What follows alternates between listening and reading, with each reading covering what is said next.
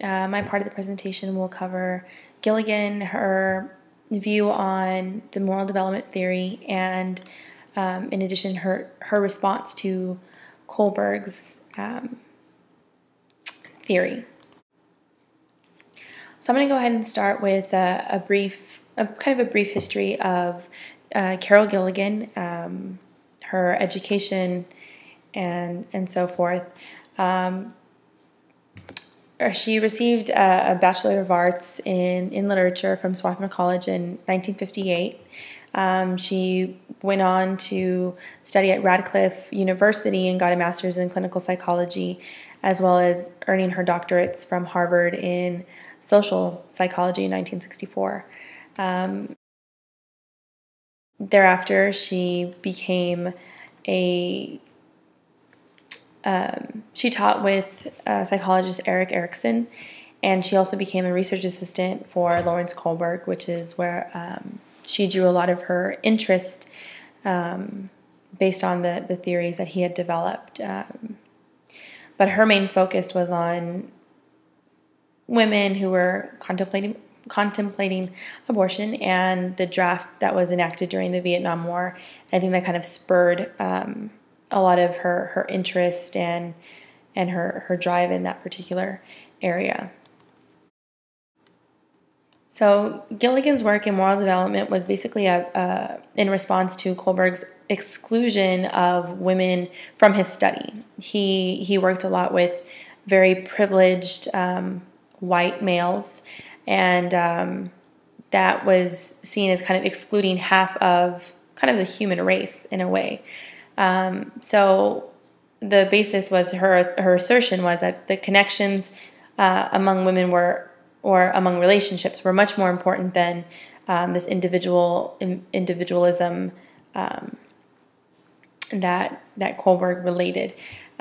She spent nearly 3 decades studying girls and women and their relationships with each other and how that affected their decision making, and she decided that moral decisions were a combination of relationships, and along with their self-care, their self-respect, and how those kind of interconnected.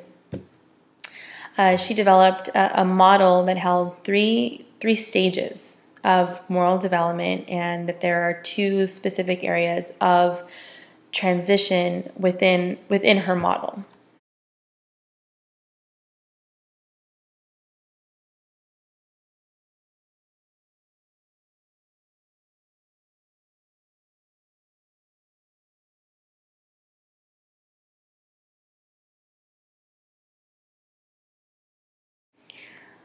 So what you see here is Gilligan's stages of ethic care, which was that response to Kholberg's moral development, and the 6 stages that he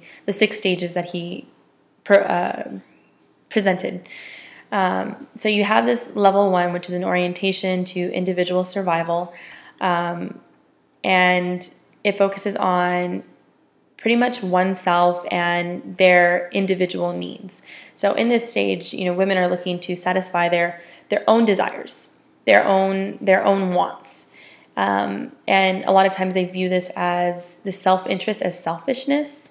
They have a major inability to decipher between what one needs and what one wants. And Gilligan says that they're not able to move forward until they're presented with this kind of pivotal moral dilemma that requires them to look at different outcomes based on their decision-making abilities.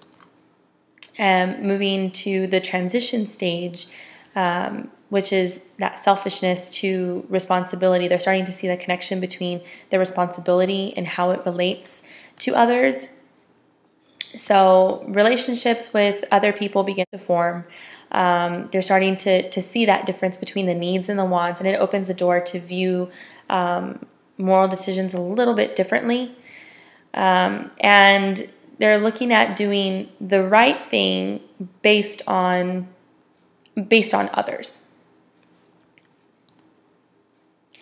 So from from the first transition stage, we're moving to the second one, which is a sense of goodness to, as seen as self-sacrifice. So it's the being able to rely on others and have this social acceptance for their decisions. They're really moving forward that try not to hurt others through their decision making. They want to resolve a lot of the conflicts that are presented in private. The conventional female values begin to emerge that, you'll sacrifice what you need for your children, for your relationships, for your friends. And they'll put kind of all of their own wishes aside to maintain a decorum or agreement, or and I put in the presentation, it's kind of a don't rock the boat mentality, because you don't want to hurt others in the process.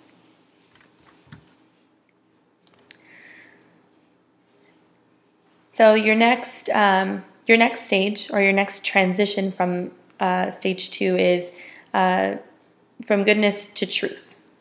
So we're starting to see that they're questioning the value of yourself versus the value in others. I don't know if I said that correctly. So the individual's needs begin to resurface, where in stage 2 it was putting the needs of everyone else before your own self. And those needs are starting to be included in that decision-making process, along with the other people's needs and wants. They begin to see their own needs as just as important as everyone else, but it's not viewed as selfish. It's viewed as, what about me? Where am I involved in the decision making? What about my own happiness? So they really begin to question that area. Then we move down to the morality of nonviolence, and it's that kind of space where, or that stage where they're looking to hurt none in any of the decision-making process.